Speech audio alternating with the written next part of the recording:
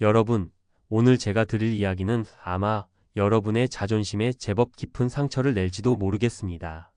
하지만 15년 동안 시장의 밑바닥을 들여다본 분석가로서 지금 이 팩트를 외면하는 것은 여러분의 지갑을 방치하는 것과 다름없기에 입을 뗍니다. 딱 세 가지만 기억하십시오. 27년 1.1% 그리고 0.1%포인트. 이 세 숫자가 오늘 우리 경제의 현주소입니다.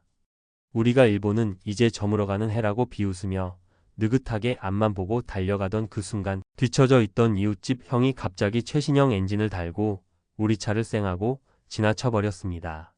그것도 무려 27년 만에 일어난 대역 정극입니다.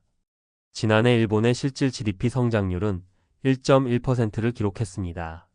반면 우리나라는 1.0%에 머물렀죠. 고작 0.1%포인트 차이 아니냐고요? 천만에요.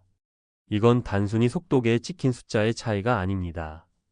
1998년 외환위기라는 국가적 재난 상황 이후로 일본의 성적으로 뒤진 적은 단 한 번도 없었습니다.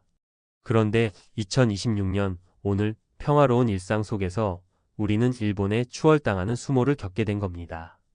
이건 우리 경제의 엔진이 일본의 낡은 엔진보다 더 빨리 식어가고 있다는 강력한 경고입니다. 비유하자면 이런 상황입니다. 우리는 그동안 고성능 반도체라는 초고속 기어를 넣고 고속도로를 질주해 왔습니다. 반면 일본은 수십 년간 엔진 고장으로 갓길에 서 있던 중고차 같았죠. 그런데 지금 백미러를 보니 그 중고차가 엔진 보링을 마치고 무서운 기세로 우리를 앞질러 저 멀리 달려나가고 있는 겁니다. 도대체 무엇이 이 죽어있던 일본 경제를 춤추게 만든 걸까요? 2023년 0.7%, 2024년 마이너스 0.2%라는 처참한 성적표를 받아들고 일본은 이제 끝났다는 조롱을 듣던 그들이 어떻게 불과 1년 만에 기적 같은 반등을 만들어냈는지 우리는 반드시 알아야 합니다. 단순히 운이 좋았을까요? 아니면 우리가 모르는 그들만의 치밀한 계산이 있었던 걸까요? 일본의 거리에는 지금 우리가 잃어버린 어떤 활기가 넘쳐나고 있습니다. 수출이 살아나고 굳게 닫혔던 일본인들의 지갑이 열리기 시작한 그 결정적인 계기, 그 비밀의 열쇠를 지금 바로 공개합니다. 지난해까지만 해도 우리는 일본을 보며 기묘한 우월감을 느꼈을지도 모릅니다. 2023년 0.7%라는 초라한 성적표, 그리고 2024년에는 아예 마이너스 0.2%라는 충격적인 역성장의 늪에 빠진 일본을 보며 역시 일본은 안 되라고 단정 지었죠. 하지만 2026년 오늘 그 잠든 사자가 갑자기 눈을 뜨고 포효하며 우리를 앞질러 갔습니다. 도대체 무엇이 그들을 춤추게 만들었을까요? 단순히 운이 좋았던 걸까요? 아니면 우리가 모르는 치밀한 계산이 있었던 걸까요? 일본 경제 반등의 첫 번째 열쇠는 바로 수출과 소비의 완벽한 엇박자 해소에 있습니다. 그동안 일본은 엔저라는 강력한 무기를 들고도 수출에서 큰 재미를 보지 못했습니다. 글로벌 공급망이 꼬이고 원자재 가격이 치솟으면서 엔저가 오히려 수입 물가를 높여 내수를 갉아먹는 악성 엔저의 굴레에 갇혀 있었기 때문이죠. 그런데 작년을 기점으로 흐름이 완전히 바뀌었습니다. 글로벌 공급망이 정상화되면서 일본의 자동차와 기계 부문 수출이 폭발하기 시작했고 이는 기업들의 역대급 실적으로 이어졌습니다. 하지만 여기서 끝났다면 우리는 추월당하지 않았을 겁니다.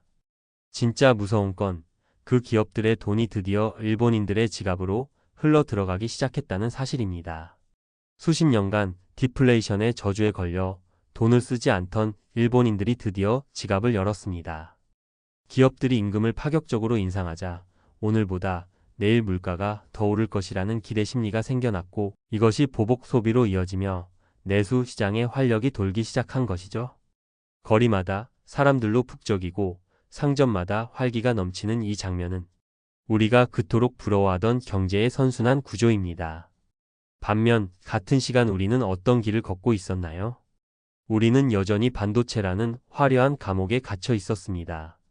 반도체가 수출의 20% 이상을 책임지며 겉으로 보이는 성적표는 화려하게 만들었지만 그 온기는 우리네 골목 상권까지 내려오지 못했습니다.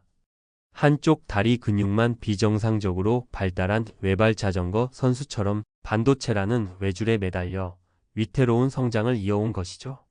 수출이 잘 되는데 왜 내 지갑은 가벼운지, 왜 우리 동네 식당들은 문을 닫는지? 그 이유가 궁금하지 않으신가요?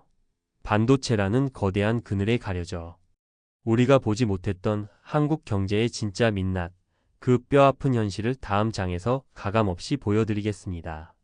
수출 지표는 화려한데 왜 우리 집 앞 상가는 매일같이 매물이 쏟아질까요?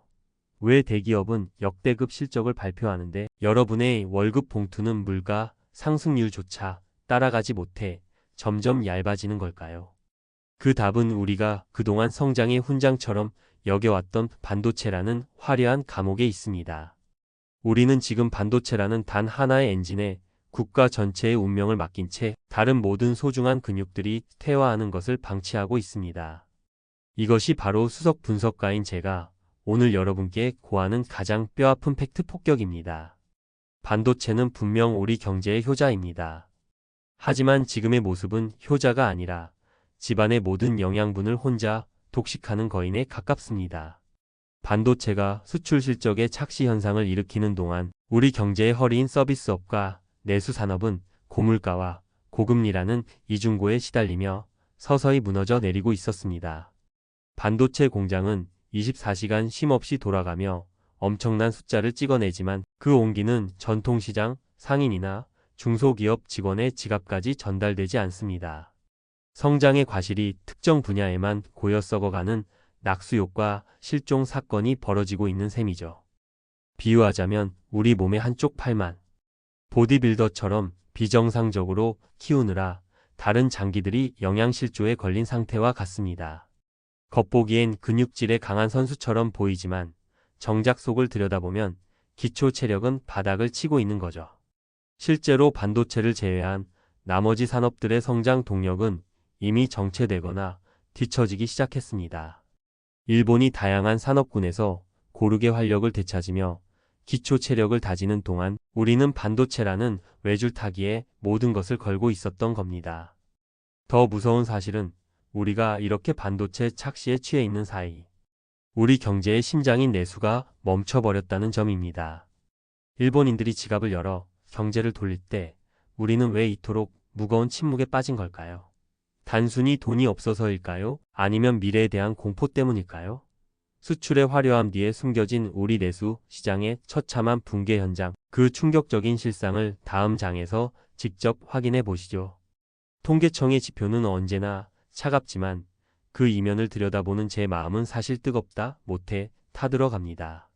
우리가 수출 1위, 세계 몇 대 강국이라는 타이틀에 취해 있을 때 우리 경제의 진짜 기초 체력인 내수는 이미 뼈만 남은 상태였기 때문입니다. 일본이 잃어버린 수십 년의 침묵을 깨고 상점의 활기를 불어넣고 있을 때 우리나라는 왜 이토록 무거운 정적 속에 갇히게 된 걸까요? 단순히 운이 없었던 것이 아니라 이것은 고물가와 고금리라는 거대한 파도가 우리 경제의 방파제를 허물어뜨린 처참한 붕괴 현장입니다. 지금 우리나라 시장 통로를 한번 걸어보셨나요? 물건값이 너무 올라서 집기가 겁난다는 주부들의 한숨과 손님이 없어서 인건비도 안 나온다는 상인들의 절규가 교차하고 있습니다. 반도체는 사상 최대의 흑자를 기록하고 있지만 정작 그 흑자가 서민들의 식탁 위로 고기 한 점 되어 올라오지 않는 것이 지금 한국의 현실입니다. 일본이 임금 상승을 통해 국민들의 지갑을 채우고 그 돈이 다시 시장으로 흘러가는 선순환을 만들어낼 때 우리는 천정부지로 치솟은 물가를 잡기 위해 금리를 올렸고 그 금리는 다시 서민들의 가계부채를 압박하는 족쇄가 되었습니다. 비유하자면 우리 경제라는 집의 지붕에는 반도체라는 화려한 황금 기와를 얹었는데 정작 방 안에서는 보일러를 켤 돈이 없어 온 가족이 덜덜 떨고 있는 형국입니다. 지붕만 보면 만수르 부럽지 않은 부잣집 같지만 실상은 기초생활비조차 감당하기 어려운 위태로운 가계부입니다. 일본이 소비 심리를 회복하며 경제의 엔진을 다시 돌리기 시작한 결정적 비결이 바로 여기에 있습니다. 그들은 국민의 구매력을 살려냈지만 우리는 국민의 생존력을 시험하고 있었던 셈이죠. 하지만 진짜 무서운 이야기는 이제부터 시작입니다. 단순히 오늘 돈을 못 쓰는 게 문제가 아니라 우리 집 보일러 자체가 영원히 꺼질지도 모른다는 공포가 엄습하고 있기 때문입니다. 일본이 이미 겪었던, 그리고 우리가 지금 마주하기 시작하니 구조적 저성장의 공포는 단순한 침체보다 훨씬 더 질기고 잔인합니다. 과연 우리는 이 절망적인 침묵의 늪에서 빠져나올 수 있을까요? 내년이면 다시 일본을 앞설 것이라는 낙관론 속에 감춰진 섬뜩한 미래, 그 구조적 결함을 다음 장에서 파헤쳐 보겠습니다. 0.1%포인트의 역전. 어떤 이들은 이것을 단순한 통계적 해프닝으로 치부하고 싶을 겁니다. 하지만 15년 넘게 차트를 분석해온 제 눈에는 이 숫자가 마치 거대한 재난 영화의 서막처럼 보입니다.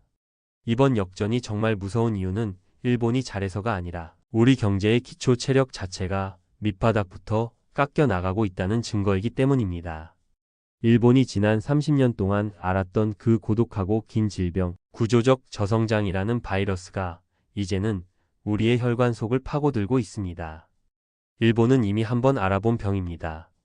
그들은 초고령 사회라는 매를 먼저 맞았고 그 고통 속에서 어떻게든 버티는 법을 익혔습니다.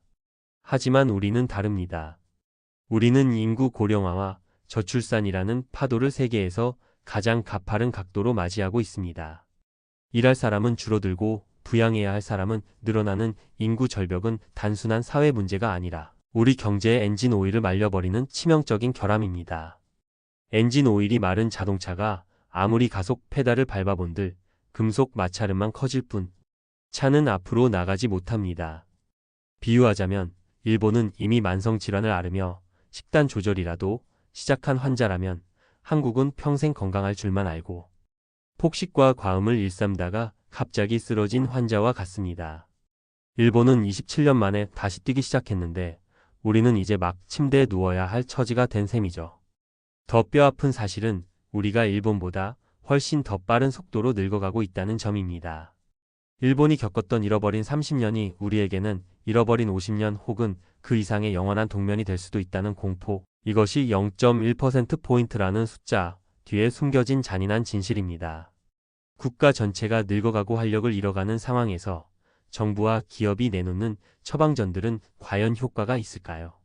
OECD는 내년이면 우리가 다시 일본을 앞설 것이라는 달콤한 예언을 내놓았습니다. 하지만 그 장밋빛 전망을 액면 그대로 믿기에는 우리 앞에 놓인 현실이 너무나도 엄중합니다.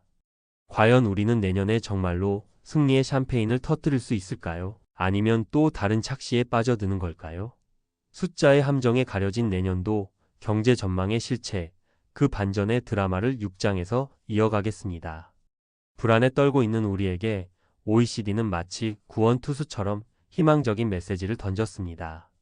내년 한국의 성장률 전망치는 2.2%, 일본은 0.5%로 다시 우리가 압도적인 차이로 재역전할 것이라는 예언이죠. 하지만 15년 차 분석가로서 제가 보는 이 지표는 달콤한 위로일 뿐 결코 승리의 확약이 아닙니다. 이 숫자가 의미하는 것은 우리가 잘해서 치고 나가는 것이 아니라 일본이 잠시 숨을 고르는 사이 우리가 반사 이익을 얻는 기술적 반등에 가깝기 때문입니다. 생각해 보십시오. 내년에 성장률이 다시 높아진다고 해서 여러분의 삶이 드라마틱하게 바뀔까요? 2.2%라는 숫자는 우리가 과거에 누렸던 폭발적인 성장의 엔진이 아니라 그저 현상 유지를 위한 최소한의 맥박일 뿐입니다. 반도체 경기가 다시 살아나고 수출길이 열리면 숫자는 예쁘게 포장되겠지만 우리 경제의 고질병인 내수 부진과 인구 구조의 결함은 여전히 그 숫자 밑에 암세포처럼 도사리고 있습니다.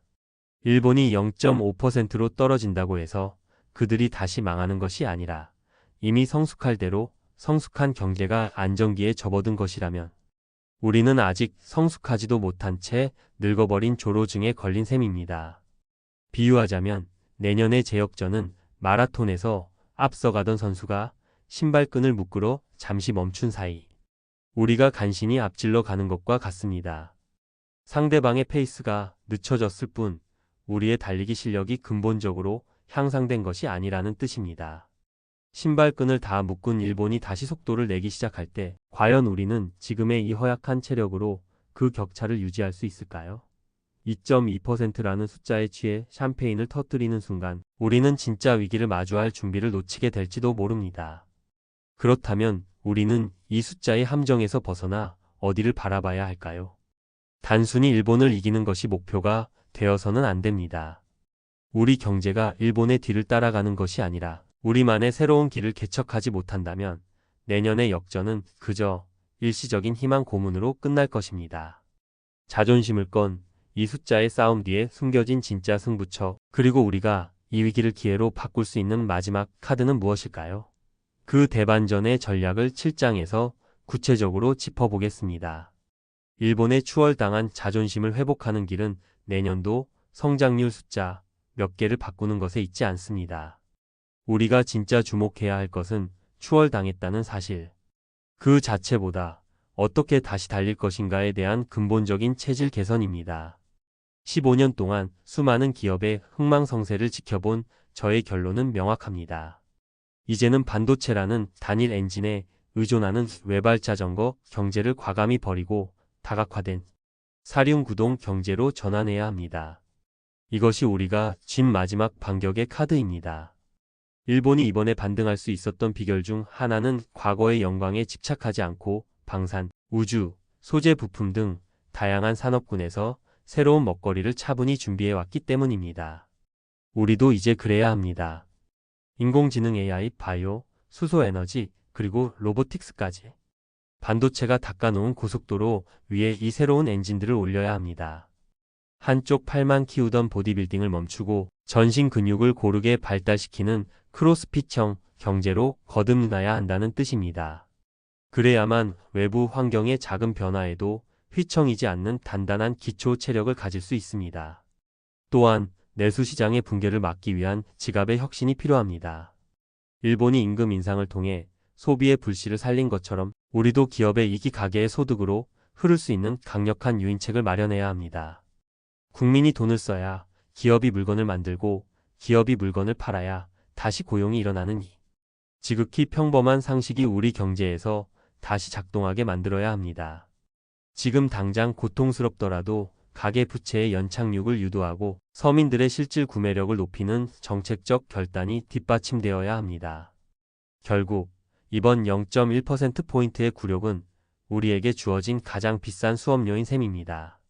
이 수업료를 내고도 아무것도 배우지 못한다면 우리는 영원히 일본의 뒷모습만 보게 될 것입니다.